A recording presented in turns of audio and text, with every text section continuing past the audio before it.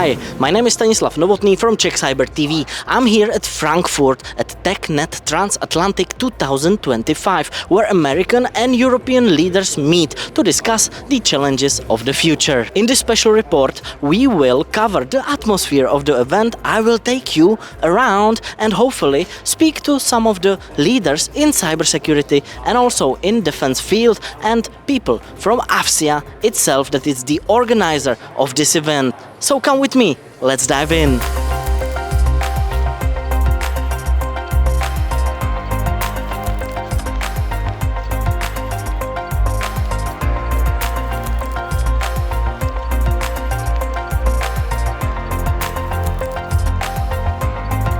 Stanislav Novotný, Czech CYBER TV, reporting here at the stand of Motorola Solutions, and Mr. Todd Weingerhoff. Thanks for the interview.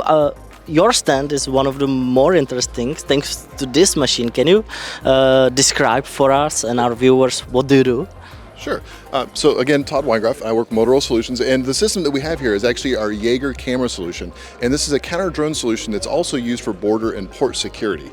So we're able to take this camera system and add 4 different payloads, whether it's a long-range camera, an optical, daylight optical, if it's infrared, or other sensors that we can see up to 4 kilometers away with the smaller drones, or actually all the way up to 30 kilometers. We can tell a specific type of boat, a tank, a person, up to 30 kilometers, as long as we have line of sight. So the capabilities are almost limitless for a larger military organization or a city or a port. So we have the capability to interoperate with multiple other sensors. So we have different radars, acoustic sensors, and we're just another piece of that overall solution. Great. I mean, the drones, one of the most important topics of nowadays, even considering the Ukraine conflict. How can you integrate? Can you integrate your solution with some other solutions, maybe? That's a great question. So the large thing is that we're a portion of an overall solution. Whether you have your own internal communication systems, we're just a sensor that provides the data into it. So we actually work with other sensors as well. So if you have your own organic radar signature, you provide us the details of where you think the drone is, and then we can go and look at it. So yes, we work really well with others.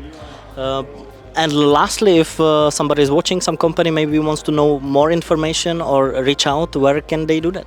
So MotorolaSolutions.com is a great location, but also through our AFCEA partnership, we are available to be seen on the AFCEA websites. Thank you so much for the interview, and best of luck and all the best in the future. Cheers. Stanislav Novotný, Czech CYBER TV. I'm here at the exhibition part of the conference, and I met Victor, yes, from the company BChat. From the company BChat Network Systems. And I saw a lot of interesting stuff, so I was wondering if you could tell us a few words about the company, maybe the equipment. Yes, of course. So BChat is a UK-based company specializing in cryptographic communications, and we have developed an SDR mesh radio solution that it's called Kionic 1S, and it's bridging the gap between commercial-grade solutions like LoRa and Meshtastic and military-grade SDRs, such as the big names. So with a different approach, we are offering a radio that is focusing on long range instead of high throughput of data. And we are doing that with 2 tools, basically, with ATAC that you can see here. ATAC is the Android Tactical Awareness Kit. So our radio is interoperable with ATAC, and you can send your location messages to your team, and you can drop pinpoints. And our radio is also made for UAV usage, so works with MAVLink and other telemetry protocols. So Kionic 1S is a dual-band, dual radio working on ISM bands, so it's a dual-use civilian and military product that works in the frequencies 868 MHz and 2.4 GHz. So it can be used by the defense sector, and it can also be used by researchers, public companies, and radio enthusiasts. Perfect, thank you so much. What are your plans in the next year? So you developed this device, you said that it's even from for military sector, but also for researchers. Do you have some already feedback how your device has helped on the field maybe? So on the field, K-Ionic 1S is not yet deployed, but we are working with several companies and partners to begin testing with special operations teams and drone integrators. Awesome. And if some partner would be watching and want to cooperate with you, where they can reach you? Do you have a website or an email? They can find us at bchat.network. They can also find us on LinkedIn. We try to share the best content every week, and they can find us also on Instagram and by email. Thank you so much for the interview and all the best in the future. Thanks to you. Pleasure.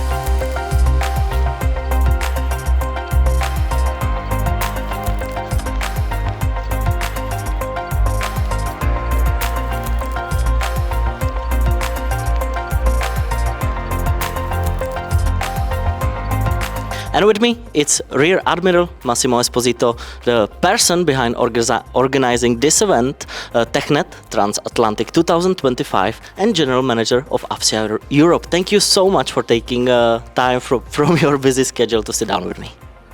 Thank you, Hanisa. Thank you to you, and thank you to all of you looking at this video. Yes, I'm a former Italian Navy officer. Retired a few years ago, and since October 2024 I am representing AFCEA International in Europe. AFCEA International is a no-profit association established in 1946 and essentially is a membership-based association with something like 30,000 members, more than 1,700 companies, and about 140 offices throughout the world, mainly based in US and Europe, and also in the Czech Republic. We organize in the European region a number of events to establish networking opportunities between academia, military, government, and industry. And this year, every year, around the beginning of December, we have this event, TechNet Transatlantic, which is now at its third iteration. Great. Can you tell us a little bit what is the mission of this exact event? The mission, we are living in a world which is very, very fast. There are so many changes. Technology is playing a huge role, not only in defense. Let's think, for instance, to the cyberspace. Let's say, for instance, to technologies such as artificial intelligence and quantum computing. Then essentially our mission is to create opportunities of networking between different types of stakeholders. For instance, academia, where there is university research, and military and defense in this case, because our main focus is military and defense, although the majority of these technologies are dual use, then are used in the civilian world as well as in the military world, and of course industry, which are the ones that provides and propose these new solutions. I had a pleasure to listen to some of the speakers, and I got a feel that one of the main topics is information and sharing information, and how can we improve in sharing information. Is it one of the missions of AFCEA also to help share information between all these institutions that you just mentioned? Yeah, this is one of the, together with others, is one of the key points. Let's say at the beginning, and still like this, the polar star, the North Star of AFCEA is the cyber world. But of course, information plays a bigger role. For instance, classified or unclassified information. The necessity to share information with your allied, or the will to share, or the need not to share. There are a number of questions that essentially go inside the so-called policy decision. Then I look in this case at government and military. And then we have industry that provide a technical solution to satisfy those requirements. Then information is definitely one of the key, and especially how this information are shared. From your point of view, what is going to be crucial for the next few years for us to get ahead or to catch up with the latest technology? Continuing to speak, continuing to sit at the same table, to continue to bring at the same table this kind of different world, because not very often academy speaks with industry, not very often academy speaks with the users, like it can be industry, defense, Ministry of Interior, all these kind of users, to find a common solution. These events like AFCEA, TechNet Transatlantic, and all AFCEA events have exactly this scope, this aim. Let's sit at the same table, let's see what are your requirements, let's see how I can satisfy those requirements, in this case industry, and the academia can provide the latest development from an academic point of view. Then these are key to keep pace with this rapid change of technology. And lastly, is there something that you want to uncover to our viewers, what AFCEA for the next year has in store, some other events? Absolutely. We run in Europe because I said AFCEA Europe that I have the privilege to lead is the European component of AFCEA International. We have an event in Brussels around June, the beginning of June, where we focus on new technologies and we bring at the table the main institutions that are in Brussels, then EU and NATO. Then we have a European-wide event every year. This year in 25 was, and we do it rotating between all the European capitals. This year was in Rome. Next year will be in Berlin. And we will come back beginning of December with the 4th edition of TechNet Transatlantic. Great, thank you so much for this interview, and thank you so much for the opportunity to be here. It was very pleasure, and I am happy that I can be part of this very important conference for future, or our future. Absolutely, and thanks to you, Stanislav, and your team. It was a pleasure and a privilege to have you with us. Thank you. Bye.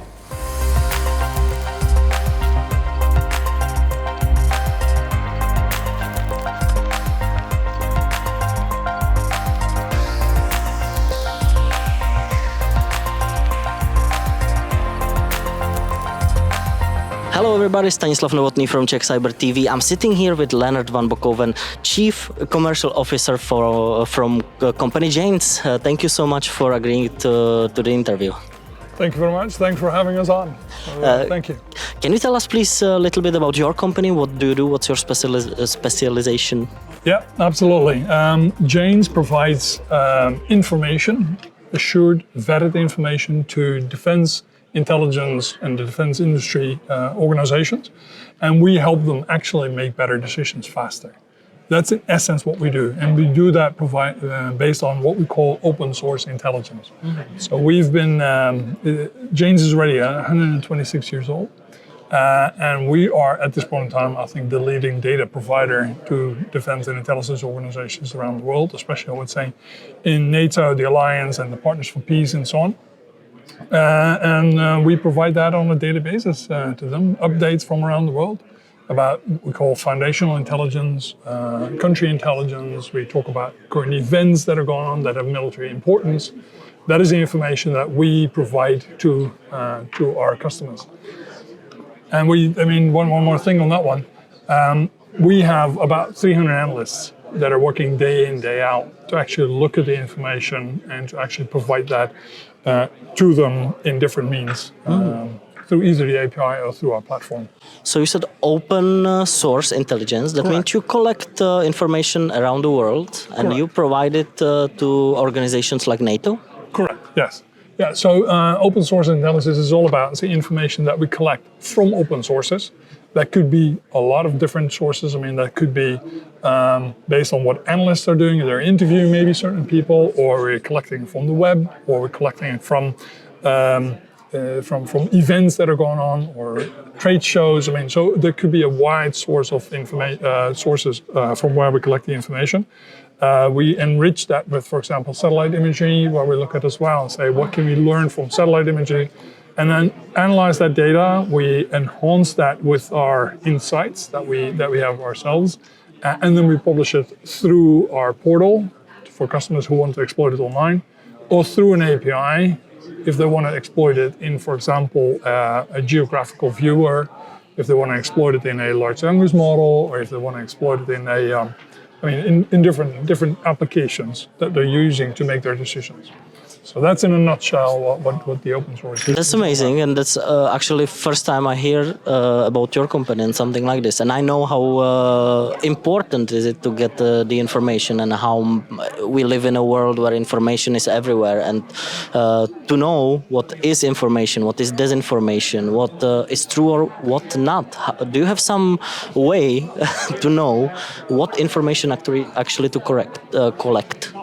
Yeah. So first of all, we're of course very selective in what the sources are that we use. First of all, that's one thing. Second, we do validate and vet those sources as well to see, are they a reputable source, yes or no, for us. We also take that through a process of what we call tradecraft. So we take it through a tradecraft process to make sure that we actually analyze it, have confirmation from other sources as well. So we're not going to publish something that we found somewhere once. No, we want to validate it from other sources. And those sources are all open. So it is a combination of well-known sources, tradecraft, and our analysts in order to ensure that we're not publishing misinformation. I mean, that's one of those things we don't want to do, of course. And so our data that we publish on the API or on our portal is vetted and has gone through the whole process inside James, and including our quality assurance and so on. How crucial it is nowadays to get the information and the right information in the right time for the organizations like NATO, for example? I would say critical, but I think the war in Ukraine has taught us how fast nowadays open sources are moving, and how fast decisions are getting made based on open source information. So we see a huge acceleration of the use of open source data as part of the decision-making process in organizations like NATO or other, let's say, national defense organizations or intelligence organizations. So we see a huge acceleration, and open source intelligence is a very vital piece, I think, of the modern day intelligence organizations. By the way, we also think that our data is not just used for intelligence purposes, but also in other use cases like planning, long-term capability planning, operations. I mean, so we are spreading, so that our information is used across a lot more use cases in defense forces and across NATO as well. I saw that you have also a speech on a panel. You were speaking in the conference about declassification. Can you give to the viewers a little bit of insight what you spoke about? Yeah, so we talked about the title of the panel was Declassifying Everything. Will that solve all your problems? ? And of course the answer is no, but yes, it helps a lot with speeding up certain processes, making better decisions if you declassify or use declassified or unclassified information in your decision-making process. So I think the interesting thing about the panel was about how do we take unclassified information and make better decisions based on that, and how do we do that faster? And of course, declassification won't solve all the problems in the world, but it is a force multiplier to use open sources. And that's exactly what we saw happening in Ukraine, where open sources are so extensively used across the battlefield. What do you think it will be crucial in, let's say, next, I wanted to say 5 years, but now in the scope of the time and the technology, 5 years it's a lot, but let's say in next 2-3 years, critical thing that organizations like NATO should focus maybe in your field, like in gathering information? Well, if there's one thing I know right now is a trend, which is the use of AI in decision making. And that AI requires data, because AI, like software, AI is software, runs on data. And I see a huge acceleration now of the use of AI technology in the decision-making process, which is fed by the correct or by information that is vetted and assured. So I see that's a major trend which is going on right now. Apart from AI, for example, we saw you mentioned the war in Ukraine, the drones, how crucial part they played in this conflict. Do you think that the drones and maybe information about their location will be also one of the most crucial things in the next years to come? We see a huge demand now for information about drone systems and counter-drone systems as well. So those go hand in hand. So yes, we see a lot of demand in our organization for drone and counter-drone information. And lastly, James, can somebody contact you in case they are interested in your services? Where? Look at janes.com or drop me a note, leendert.vanbochoven@janes.com. And I'm looking forward to receiving any questions that you may have. Thank you so much for your time, and thank you for sitting here with me, and I wish you all the best in the future. Thank you, appreciate it. Thank you.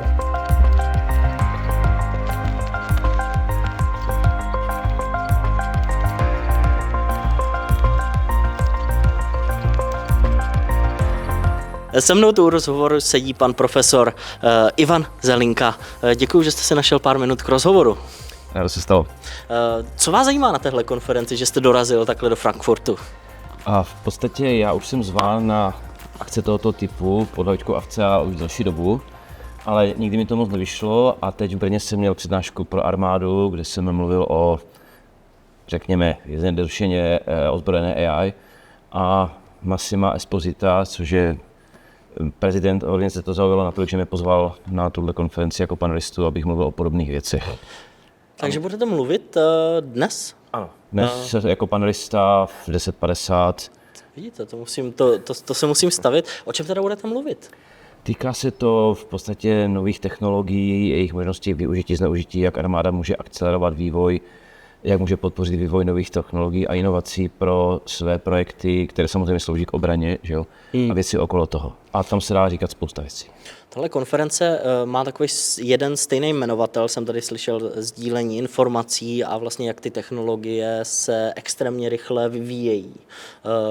A vlastně jedno z hlavních témat bylo, jak vůbec armáda a další organizace dokáží držet ten krok s těmi technologiemi. Myslíte, že s tím, jak je ta exponenciální křivka vývoj těch technologií, že se to dá vůbec zvládnout? No, to bude hlavně výzva pro byrokraty, protože když si vzpomenu na vlastní domovinu, tak tam se nám moc krát stalo, že jsme měli nějaký projekt, my jsme ho splnili bez problému, ale měli jsme výsledky navíc. Úředník řekl ne, tady nemůžou být výsledky navíc, protože nebyly plánované. A tímhle způsobem se u nás přistupuje k projektům. Prostě jsou rigidně dané, neměnné a musí být dosaženo cílů, které byly definovány před 3 lety. Ale vemte si, před 3 lety vzniklo první GPT, kde jsme dnes. Takže ty projekty, veškeré projektové podpory, ať už pro armádu nebo pro kohokoliv jiného, musí být udělány adaptivně, flexibilně, musí se umět přizpůsobovat aktuálním požadavkům a ti výzkumníci, kteří pracují třeba pro tu armádu nebo pro státní sektor, nesmí být jakoby blbě řečeno trestáni za to, že uhlí doleva, protože to už prostě jinak nedává smysl, že jo? Já jsem to slyšel i včera, myslím v jednom panelu, že to tam říkal někdo, a teď nevím, jestli z armády nebo snad a právě to, co říkáte, že ta byrokracie často brzdí. Že zmiňoval tam projekt, který se vlastně, myslím, že dostali, nebo že se dělal v roce 2016 a nebo ta byrokracie trvala tak, že až dnes se vlastně ten projekt vlastně dostal zelenou. A to je mrtvé. A to je mrtvé, přesně tak. Po 10 letech. Přesně, po 9 letech. To AI, to je taky jeden z hlavních jmenovatelů a jak jste říkal, ChatGPT ty 3 roky zpátky zase akcelerovalo ten vývoj těch large language modelů. Jak vidíte budoucnost AI? Hodně zajímavý. Jak říkám na svých přednáškách, ať už pro studenty nebo pro jiné akce, tak já to vždycky uzavírám větou, ještě bude veselo. A v poslední době se ukazuje, že jsem měl pravdu. Když jsem před 20 lety ve své první knize předpovídal vědy s umělou inteligencí, nikdo to nechápal, už jsou dávno na světě. A teď se děje to, že samotné AI modely začínají být lidově řečeno zneužité, ne na phishingové e-maily, to je taková stará vesta, to nic není, jo, to dokáže i malé dítě. Ale jsou zneužívány i už jako, řekněme, agent 007, ten útočník ho přizpůsobí, zlomí ho a začnou využívat ke svému prospěchu. Na ten agent potom může šířit tu nakaženost do celé agentní sítě, pokud se jedná o agentní AI. Příkladem může být třeba sebereplikující se prompt, což je označováno jako červ Morris římská 2. Morris byl červ velice slavný svého času někdy před 15-20 lety, který zaplnil internet svými kopiemi. No a teď si přišlo na to, že GPT dokáže vlastně sebereplikovat prompty. Vy mu dáte příkaz, aby něco udělal a pak ten celý prompt pošli dalšímu agentovi. Jo, a takhle se to šíří po celé té agentní síti. A to je jedna z mnoha věcí. O vás vydal 10 pravidel nebo 10 zranitelností pro LLM 01 až 10. A první z nich je právě prompt injection, to znamená nakažlivé prompty. Já nedávno mimochodem Anthropic popsal jeden takový případ čínského, myslím, APT skupiny, kde je popsaný právě, jak oni využívají tu ChatGPT opravdu jako agentní, vlastně agenta, který za ně provádí 80% těch operací a oni opravdu sedí jenom jako ten dohled. A já už jsem, myslím, 3 roky zpátky, když vyšlo ChatGPT, tak podcast s Janem Kopřivou jsme se o tom bavili a já jsem říkal, jak dlouho si myslíš, že bude trvat to, než opravdu ten útočník bude jenom sedět a bude mít ty různé agenty a bude jim zadávat ty různé úkoly a nám po internetu bude kolovat spoustu takových agentů a už to ani nebudou vlastně ti hackři, jak se prezentují dneska v médiích s tou kapucou, že to opravdu bude umělá inteligence, jak dlouho to bude trvat. Tak jsme tam ještě nebo ještě chybí těch 10% k tomu, aby to bylo úplně jako autonomní? Už jsme skoro tam. Já si netroufnu říct, jestli chybí 10-15%, ale nedávno byl proveden útok z Číny, jak jste říkal, který byl z obrovské míry dělán man out of the loop, to znamená plně autonomně. A vemte si, když na vás útočí takováhle, nazýváme to entitou, tak vy máte dvě možnosti bojovat starým klasickým způsobem, že člověk bude přemýšlet, pak bude mačkat klávesy a bude hodina lidé většinou v čudu, anebo použije stejně silného bojovníka a pak se bude jednat o milisekundy. A dostáváme se do fáze, kterou jsme s generálem Feixem v jedné talk show před asi 3 lety nebo 4 predikovali, že nastane éra, kdy algoritmus bojuje proti algoritmu. A tady se rysují obrovská rizika eskalace například, protože vemte si krizi na Kubě v 60. letech. Už to bylo fakt na spadnutí ty atomovky a pak Kennedy řekl s Chruščovem, OK, dost to stačilo, pojďme si promluvit, jo, a dohodli se. A tohle AI nebudou umět. Oni mají cíl, oni mají úkol a zatím si prostě jedou. Jo, to je pro ně priorita. Takže tam hrozí vysoký stupeň eskalace, kdy jedna prostě provede té druhé něco agresivního, ta na to zareaguje, provede ještě větší odpověď a takhle se vám to bude prostě eskalovat a hrtit jako, tam si myslím, že je obrovské riziko, protože ty AI dneska nejsou natolik, řekněme, dobré a samostatné, abychom je mohli takhle používat bez dohledu člověka, ale zase s dohledem člověka je to pomale. Takže my jsme vlastně v pasti. Nehledě na to, a to říkám v našich přednáškách, víte vy, co je to inteligence? No, asi ne, nikdo to neví. Protože jako jev jako takový, jo, nikdo neví, co to je inteligence, vlastně odkud se bere, co je jejím zdrojem, jaké má, jako řekněme, temné stránky, kdy člověk, který je veselý, najednou zakufruje prostě do psychomaniaka. A přesto se snažíme napodobovat lidskou inteligenci pomocí tady těch mechanických a o nich nevíme taktéž nic. Vemte si ten případ toho kluka v Americe, kterému ten chatbot říkal, zabij se. Média řvali, ten zlý chatbot chudákovi chtěl ublížit. Chatbot není zlý, to je prostě hloupý algoritmus, který se někde zacyklil. Kybernetik by vám to vysvětlil ve smyslu n-dimenzionálního stavového prostoru, kde ta stavová trajektorie toho chatbota někde prostě zakufrovala. A zacyklila se a to byly ty odpovědi, zabij se. A to je to, co říkám. My prostě nevíme, s čím máme tu čest, my jsme postavili něco, co funguje, mimikuje naše rozhodování, ale my vlastně nevíme, co je uvnitř. Tam jsou biliony parametrů a jejich vzájemné kombinace mohou způsobit různé typy chování, ale když se to přepne z jednoho do druhého, to nikdo nikdy nestudoval. Je to tak, kromě umělé inteligence, a to mi přijde, že je trošku upozaděný a právě díky té umělé inteligence, ale mluví se o tom taky často je postkvantová kryptografie, kvantové počítače. Je to taky hrozba, na kterou bychom měli upírat pozornost z toho důvodu, že opravdu prolomení těch dnešních hesel pro takovéhle počítače bude jako jednoduché? V podstatě ano. Byly různé odhady, kolik megakubitů je potřeba k tomu, aby ty šifry byly prolomeny. Nakonec, jestli se nepletu, tak poslední studie říká něco o 4 megakubitech, předtím to bylo nějakých 20 a více. Ono se to samozřejmě s časem ještě bude upřesňovat, taky záleží, jaké technologie při těch kvantových výpočtech použijeme, jaké algoritmy, protože ještě fůra algoritmů není objevená, zkonstruována. Takže určitě tam to riziko je a proto teďka se takzvané temné strany síly snaží o to, že se drží pravidla harvest now, decode later. Znamená, pozbírej teď a pak to dekoduj třeba za 10 let, jo?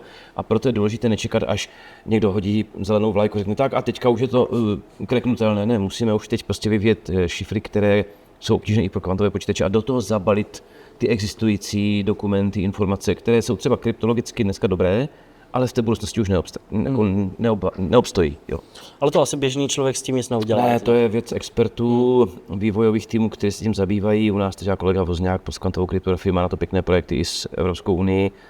A jak říkám, je to budoucnost. Druhá strana kvantových počítačů, mimo ten jejich velký výkon a možnosti zkoumat věci současně nebo řešení, je i to, a to tím se dostáváme zpátky k té AI, nevidím žádný fyzikální zákon tohoto vesmíru, který by tomu bránil, aby ta AI si mohla spolupracovat se vzdáleným kvantovým počítačem a pomoci něho řešit složitý problém, který bude potřebovat k útoku. Třeba volba optimální strategie v síti, kde je, já nevím, 10 000 počítačů, x různých ochranných vrstev a algoritmů a prvků, jo, a ona bude prostě hledat tu správnou trajektorii, jak maximalizovat svůj útok, jo, dopad svého útoku. A to je vlastně už optimalizační problém, který může obsahovat tisíce proměnných, ne miliony, záleží, jak se to vezne a co, jak informace máme. No a na to konto jsou právě vykonat tyhle ty stroje, nejen teda. Uvidíme, co budoucnost přinese. Každopádně jsem rád, že máme i na té světlé straně síly lidi, jako jste vy. Úplně nakonec, Já nevím, kde jsem. Úplně nakonec, kdyby chtěli v České republice lidé vás někde vidět, máte nějakou přednášku, na kterou je můžete pozvat, nebo nějaký event třeba? Já přednáším na VŠBčku různé kurzy, počítačovou bezpečnost, teďka od zimy otvíráme kvantovou informatiku, kterou jsem tam s kolegou Lampartem založil, protože jsou součástí toho kvantového labu na IT4. Takže tam můžou vidět přednášky, případně existují nějaké záznamy na webu z dřívějších přednášek, které ale už jsou neaktuální, protože se týkají technologií třeba před 10 lety. A pak na pozvání. Super, tak jo, já vám moc děkuji za krátký rozhovor a budu se těšit na vaši přednášku. Rádo se stalo. Díky.